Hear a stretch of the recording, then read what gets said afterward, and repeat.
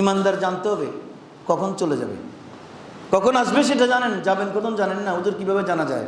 আসবেন জানেন কিভাবে? ডাক্তার পরীক্ষা নিরীক্ষা করে ডেট দিয়েছে, কয় কখন, কয় জুনের 10 তারিখ, সবাই রেডি জুনের 10 তারিখ। তো আপনি যাবেন কখন না জানলে সারা জন্ম কি করছেন জায়গায়?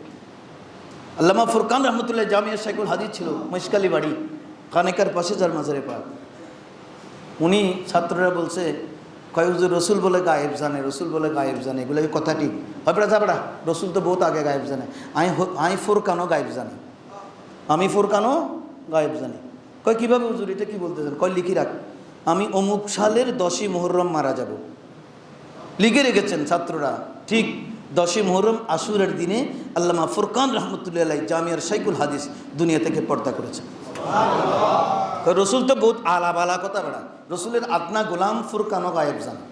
আমি বলে দিচ্ছি আমি কোন দিন যাব। এটার নাম হচ্ছে ইমান। আসবারটা জানেন, যাবারটা জানেন না, তৈয়ারি কই, প্রস্তুতি কই? প্রস্তুতি নাই।